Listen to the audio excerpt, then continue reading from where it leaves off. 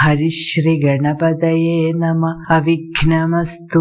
സദാശിവസമാരാധ്യം ശങ്കരാശിവമധ്യമാം അസ്മദാചാര്യപര്യന്തം വന്ദേ ഗുരുപരമ്പരാം. ഓം ശ്രീ ഗുരുഭ്യോ നമ. ദശരഥ മഹാരാജാവിന്റെ നിർദ്ദേശപ്രകാരം കാനനവാസത്തിനു പോകാനൊരുങ്ങുന്ന ശ്രീരാമചന്ദ്രൻ കോപാകുലനായ ലക്ഷ്മണകുമാരനെ തത്വോപദേശങ്ങൾ നൽകി ആശ്വസിപ്പിച്ച ശേഷം മാതാവായ കൗസല്യാദേവിയെ ആശ്വസിപ്പിക്കുന്നതും യാത്രാനുമതി വാങ്ങുന്നതുമായ ഭാഗമാണ് തുടർന്നു വരുന്നത്. സൗമിത്രി തന്നോടിവണ്ണമരുൾ ചെയ്തു സൗമുഖ്യമോടു മാതാവോടു ചൊല്ലിനാൻ. കേൾക്കേണമമ്മേ തെളിഞ്ഞു നീ എന്നുടെ വാക്കുകളേതും വിഷാദമുണ്ടാകൊല. ആത്മാവിനേതുമേ പീഡയുണ്ടാക്കരുതാത്മാവിനെ അറിയാതവരെ പോലെ. സർവലോകങ്ങളിലും വസിച്ചിടുന്ന സർവജനങ്ങളും തങ്ങളിൽ തങ്ങളിൽ സർവദാ കൂടി വാഴ്കെന്നുള്ളതില്ലല്ലോ. സർവജ്ഞയല്ലോ ജനനീ നീ. കേവലം 14 സംവത്സരം വനദേശേ വസിച്ചു വരുന്നതുമുണ്ടു ഞാൻ. സൗമുഖ്യമോട് പ്രസന്നമായ മുഖത്തോടെ. പീഡ ദുഃഖം. സർവദാ എല്ലായ്പ്പോഴും. സർവജ്ഞ സകലതും അറിയുന്നവർ. ജനനി അമ്മ. കേവലം പൂർണ്ണമായും തീർച്ചയായും. ആശു പെട്ടെന്ന്. സംവത്സരം വർഷം. വനദേശേ വനപ്രദേശത്ത് കാട്ടിൽ. ലക്ഷ്മണകുമാരന് തത്വോപദേശങ്ങൾ നൽകി അനുഗ്രഹിച്ച ശേഷം പ്രസന്നവദനനായ ശ്രീരാമചന്ദ്രൻ അമ്മയോട് പറഞ്ഞു, അമ്മേ, ഞാൻ പറയുന്ന വാക്കുകൾ അമ്മ തെളിഞ്ഞ മനസ്സോടെ കേൾക്കണം. എന്റെ വാക്കുകേട്ട് അമ്മ ഒരിക്കലും വിഷമിക്കരുത്. ആത്മാവിനെ കുറിച്ച് അറിവില്ലാത്തവർ ആത്മാവിനെ പീഡിപ്പിക്കുന്നത് പോലെ അമ്മ സ്വന്തം ആത്മാവിനെ പീഡിപ്പിക്കരുത്. സർവലോകങ്ങളിലും വസിക്കുന്ന സകല ജനങ്ങൾക്കും എല്ലായ്പ്പോഴും ഒരുമിച്ചു കഴിയുവാൻ സാധിക്കുമോ? സകല കാര്യങ്ങളും അറിയുന്നവളാണല്ലോ അമ്മ.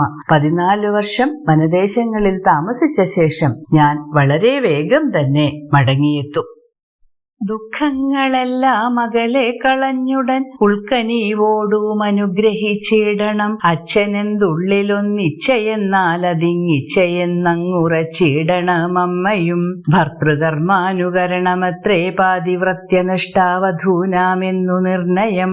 മാതാവുമോതാൽ അനുവദിച്ചിടുകിലേതുമേ ദുഃഖമെനിക്കില്ല കേവലം. കാനനവാസം സുഖമായി വരും തവ മാനസേ ഖേദം കുറച്ചു വാണിടുകിൽ എന്നു പറഞ്ഞു നമസ്കരിച്ചിടിനാൻ പിന്നെയും പിന്നെയും മാതൃപാദാന്തികെ. ഉൾക്കനിവോടെ, മനസ്സ് നിറഞ്ഞ കാരുണ്യത്തോടെ. ഇച്ഛ ആഗ്രഹം. ഭർതൃകർമാനുകരണം, ഭർത്താവിന്റെ പ്രവൃത്തിയെ പിന്തുടരൽ.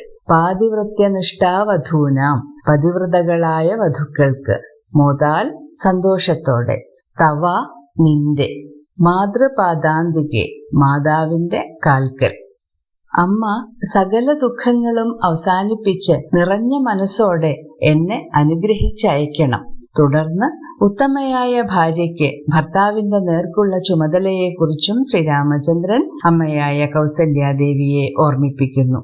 പിതാവിന്റെ മനസ്സിലെ ആഗ്രഹം എന്താണോ അത് സ്വന്തം ആഗ്രഹമായി അമ്മയും കണക്കാക്കണം. ഭർത്താവിന്റെ കർമ്മങ്ങളെ അനുകരിക്കൽ അഥവാ അനുസരിക്കൽ ആണ് വധൂജനങ്ങളുടെ പാതിവ്രത്യനിഷ്ഠ. അമ്മ സന്തോഷത്തോടെ അനുഗ്രഹിച്ച് അനുവാദം തരികയാണെങ്കിൽ എനിക്ക് യാതൊരു ദുഃഖവും ഉണ്ടാവുകയില്ല. അമ്മ മനോദുഃഖങ്ങളെല്ലാം ഉപേക്ഷിച്ച് കഴിയുകയാണെങ്കിൽ എനിക്ക് കാനനവാസം സന്തോഷപ്രദം ആകുകയും ചെയ്യും എന്നിങ്ങനെയെല്ലാം പറയുകയും ആശ്വസിപ്പിക്കുകയും ചെയ്തുകൊണ്ട് മാതാവിന്റെ പാതാരവിന്ദങ്ങളിൽ വീണ്ടും വീണ്ടും വീണ് നമസ്കരിച്ചു. പ്രീതി കൈക്കൊണ്ടെടുത്തുത്സംഗസീമ്നി ചേർത്താദരാൽ മൂർധനി ബാഷ്പാഭിഷേകം ചെയ്തു ചൊല്ലിനാൾ ആശീർവചനങ്ങളാശു കൗസല്യയും ദേവകളോടിരന്നീടിനാൾ.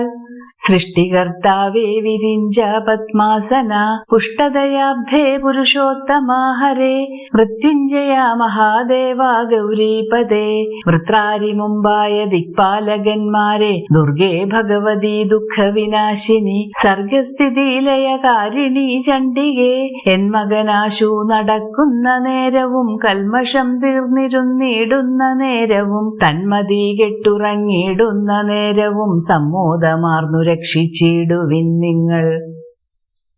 പ്രീതി കൈക്കൊണ്ട് സ്നേഹത്തോടെ ഉത്സംഗസിംനി മടിത്തട്ടിൽ മൂർധ്നി മൂർധാവിൽ ബാഷ്പാഭിഷേകം ചെയ്ത് കണ്ണുനീരൊഴുക്കിക്കൊണ്ട് ആശീർവചനം ആശംസാവാക്കുകൾ വിരിഞ്ചൻ ബ്രഹ്മാവ് പത്മാസനൻ താമര ഇരിപ്പിടമാക്കിയവൻ പുഷ്ടദയാബ്ധി വർദ്ധിച്ച ദയാസമുദ്രം ഹരി വിഷ്ണു മൃത്യുഞ്ജയൻ മൃത്യുവിനെ കാലനെ ജയിച്ചവൻ ഗൗരീപതി ഗൗരിയുടെ ശ്രീ പാർവതിയുടെ പതി ശ്രീ പരമേശ്വരൻ പതി ഭർത്താവ് വൃത്രാരി വൃത്രൻ എന്ന അസുരന്റെ ശത്രു ദേവേന്ദ്രൻ ദിക്പാലകർ കിഴക്ക് ദിക്ക് ദേവേന്ദ്രനും തെക്ക് കിഴക്കേ ദിക്ക് അഗ്നിദേവനും തെക്ക് യമധർമ്മനും തെക്കു പടിഞ്ഞാറ് നിരുർദിയും പടിഞ്ഞാറ് വരുണനും വടക്കു പടിഞ്ഞാറ് വായുഭഗവാനും വടക്ക് കുബേരനും വടക്ക് കിഴക്ക് ഈശനും പരിപാലിക്കുന്നു. ഇവരാണ് അഷ്ടദിക്പാലകർ. ദുഃഖവിനാശിനി ദുഃഖത്തെ നശിപ്പിക്കുന്നവൾ. സർഗസ്ഥിതിലയകാരിണി സർഗം സൃഷ്ടി സ്ഥിതി സംരക്ഷണം ലയം സംഹാരം എന്നിവയ്ക്ക് കാരണമായവൾ. ചണ്ഡിക ചണ്ഡാസുരനെ വധിച്ചവൾ. ആശു പെട്ടെന്ന് കൽമഷം പാപം. തന്മതികെട്ടുറങ്ങുക ബോധം കെട്ട് ഉറങ്ങുക സമ്മോദമാർന്ന് സന്തോഷത്തോടെ. യുദ്ധം ഇപ്രകാരം അർത്ഥിച്ച് അപേക്ഷിച്ച്. ആ അമ്മ മകനെ തന്റെ മടിയിലിരുത്തി നെറുകയിൽ കണ്ണുനീർ കൊണ്ട് അഭിഷേകം ചെയ്തിട്ട് ആശീർവദിച്ച ശേഷം ദേവകളോട് ഇപ്രകാരം അപേക്ഷിച്ചു. സൃഷ്ടികർത്താവും വിരിഞ്ചനും പത്മാസനനുമായ ബ്രഹ്മദേവ ദയാനിധിയും പുരുഷോത്തമനുമായ മഹാവിഷ്ണു മൃത്യുഞ്ജയനും പാർവതീവല്ലഭനുമായ മഹാദേവ ദേവേന്ദ്രൻ തുടങ്ങിയ അഷ്ടദിക്പാലകന്മാരെ ദുർഗയും ദുഃഖവിനാശിനിയുമായ ഭഗവതി സൃഷ്ടിസ്ഥിതിലയകാരിണിയായ ചണ്ഡികേ എന്റെ മകൻ നടക്കുന്ന സമയത്തും സന്തോഷത്തോടുകൂടിയിരിക്കുന്ന സമയത്തും ഗാഠനിദ്രയിൽ ഏർപ്പെട്ടിരിക്കുന്ന സമയത്തും നിങ്ങൾ സന്തോഷപൂർവം അവനെ കാത്തുരക്ഷിക്കണമേ.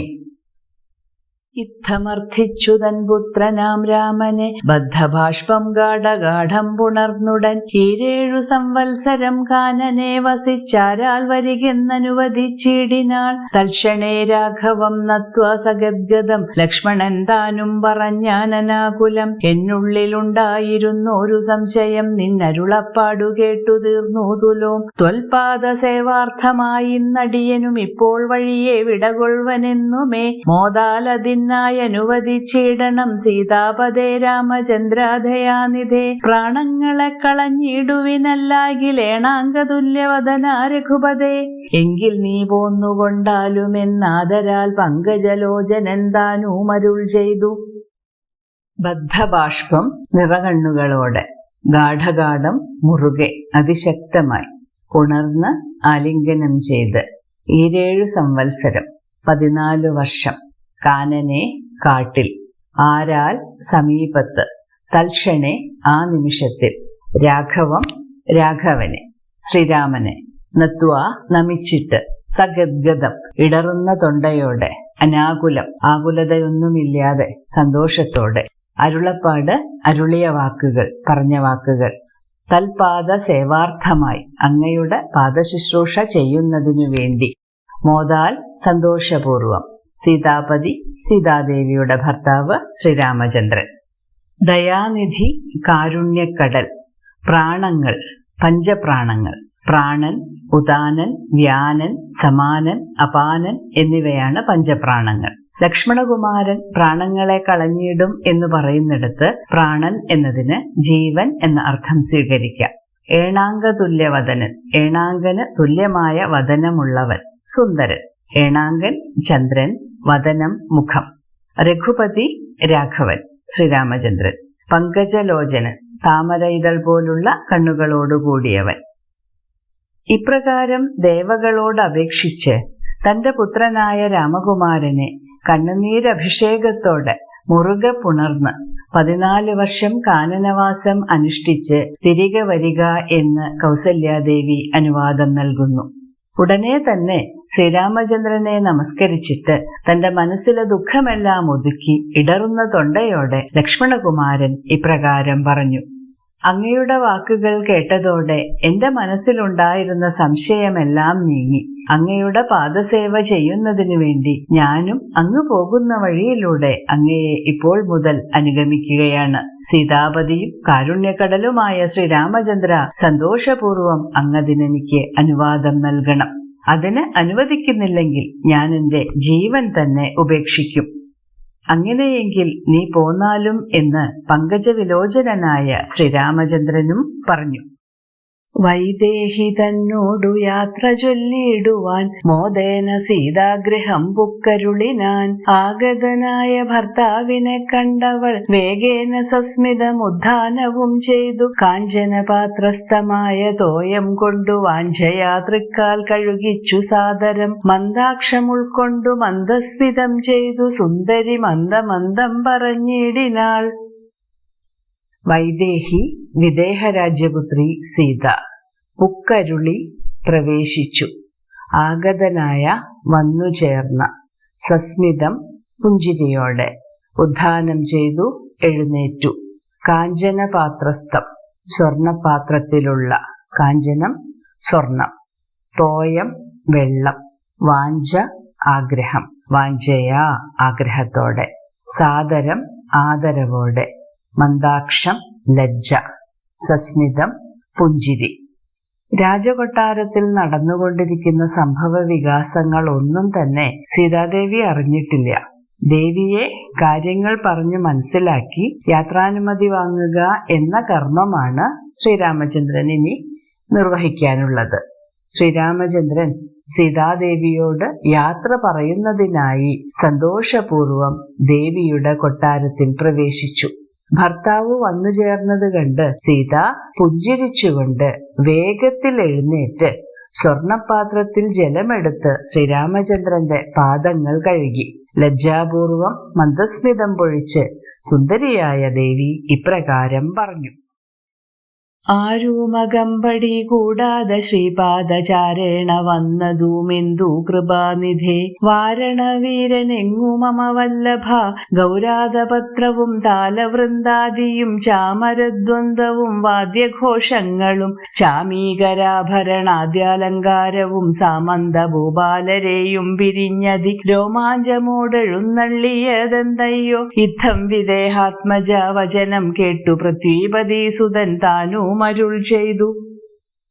ശ്രീപാദചാരേണ കാൽനടയായി, കൃപാനിധി കൃപയ്ക്ക് ദയയ്ക്ക് ഇരിപ്പിടമായിട്ടുള്ളവൻ, മന്ദമന്ദം സാവധാനത്തിൽ, വാരണവീരൻ ആനകളിൽ ശ്രേഷ്ഠൻ, മമ എന്റെ, വല്ലഭൻ ഭർത്താവ്, ഗൗരാതപത്രം വെൺകൊറ്റക്കുട, ഗൗരം വെളുത്ത ആതപത്രം കുട, താലവൃന്ദാദി താലവൃന്ദം തുടങ്ങിയ രാജകീയ അടയാളങ്ങൾ, ചാമരദ്വന്ദ്വം 2 ചാമരം, ചാമരം ചമരിമാനിന്റെ വാലിലെ രോമം കൊണ്ടുണ്ടാക്കുന്ന രാജകീയമായിട്ടുള്ള ഒരു ചിഹ്നം, ചാമീകരാഭരണാദ്യ അലങ്കാരം, സ്വർണാഭരണാദി അലങ്കാരങ്ങൾ, ചാമീകരം സ്വർണം, സാമന്തഭൂപാലം ചക്രവർത്തിയുടെ അധികാരത്തിൻ കീഴിൽ രാജ്യം ഭരിക്കുന്നവർ, രോമാഞ്ചത്തോടെ സന്തോഷത്തോടെ, വിദേഹാത്മജാവചനം വിദേഹാത്മജയുടെ വാക്കുകൾ, വിദേഹ രാജപുത്രിയായ സീതാദേവിയുടെ വാക്കുകൾ,